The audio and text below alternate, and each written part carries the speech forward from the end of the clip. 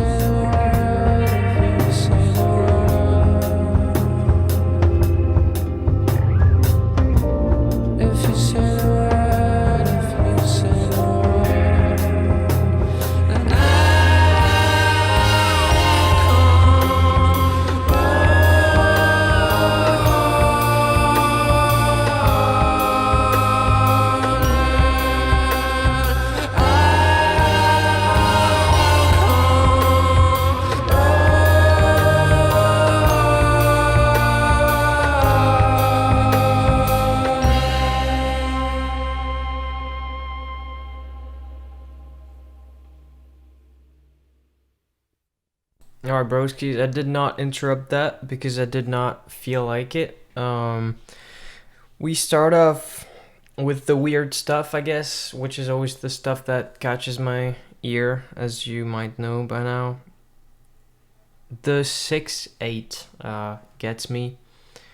I I love when Radiohead does 6/8, and I think a lot of fans do as well. And one of the things out of those albums actually that hits a lot of fans is How to Disappear, and it's in 6/8, and so we this song is sort of sitting somewhere in between the rhythm of How to Disappear and something like it reminds me of like In Limbo or something like that with the tom playing that's happening. There's a lot of studio magic going on right away with those weird delays that probably Greenwood messes with, or might be Ed, but always like on those albums around the year 2000. I think they. Oh man, I don't remember. Um, I think Kid A came out in 2000, right? I might might be wrong about that, but anyway, I know they tracked both albums at the same time, and at that time they were big into using the DAWs and stuff like that as a full-on instrument, and yeah, they just wrote stuff in it and used them to create those textures, etc. It's just Johnny doing his thing. The vocals are pretty quiet. It's interesting, the volume of everything on Radiohead songs is like when you listen to Radiohead, you might be like, oh damn, the bass is really quiet on that song, or damn, the vocals are really forward, or well, I barely hear the vocals now. And you listen to OK Computer, like it's full of that. There's moments you barely hear the voice and stuff like that, and they seem to just do that throughout all of their discography. The mixing choices, like they really know what to highlight, and you might think that something's really missing, but then the song delivers in the end, or it gets to the other song. It's just a way to not make things boring, I guess. And there's a weird thing that's going on here, like an acoustic guitar, a classical guitar. I think I can't figure out if it's actually being played or if it's like a sample that's repeating and repeating. Um, it's pretty damn cool, and it's another one of those things where I can't tell if the sample ever evolves at all, if it's just the same notes over and over again, but sometimes it just works to repeat the same notes over and over again. Even an arpeggio, you can repeat that over chord changes, and it just like tension and release. But it doesn't even need to be heard. Like if I were listening to this any quieter, I wouldn't even have caught it. Yet it still has to create subconsciously this tension in your head. And then there's the beautiful keys and the backing vocals that come on, and maybe xylophones or something like that. This song is like, I'm looking at my notes. This song is difficult to describe. It's like sort of mushy, sort of dreamy, and it's not really super defined. It sort of leaves you hanging in the state of, oh, but what was the verse? What was the chorus? What were the lyrics? What is the melody of that song? I don't really remember. um, it's really more ambient sort of work, which is maybe kind of typical of KID A, etc. I mean, of Amnesiac, and yeah, it's just like not their most pop work. It's really, and you can sort of understand why they might have left this specific song out for a while and stuff like that. But that, I don't think anybody really expects to get like a fucking Karma Police out of this release or anything like that. It's just a super fun thing for fans, and this is just one song, and we might get stuff that is I don't know, more memorable, more anthemic. I don't know how to say it. I'm thinking of Man of War actually, because they left that song out for so long before releasing it, or Lift, etc. It's just like, those guys have tricks up their sleeve. And remember, this is again just get super.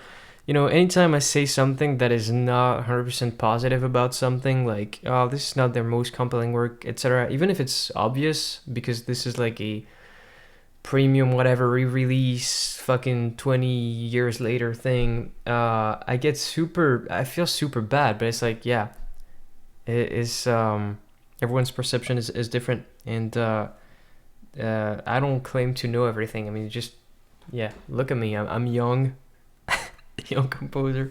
Jesus Christ, man, this is so meta. I just want to look at the comments, man. I just want to do my thing. No fucking way. What a day, fellow fans. Yeah. Thanks, Radiohead. The C minor song. Nah. Yeah, so this is not really all that interesting, but it's nice to see the hype. I don't really know what to say. I don't really know when I'll be making a video again or anything like that. I actually have a bunch of videos that I filmed before deciding I had to cut back on the computer and stuff like that, and I had a bunch of edits to make in them. I reacted to like mainstream stuff like Boo Burnham's Welcome to the Internet and stuff like that, and I have to edit it. Don't know when I'm gonna be putting it out. Maybe I should like put it out before I film new stuff, if my arms let me do it. I've been doing kind of better. It's not too bad, so I might do that. And yeah, this feels so weird to do, but thank you for watching, and see you another time. Thank you very much. Bye.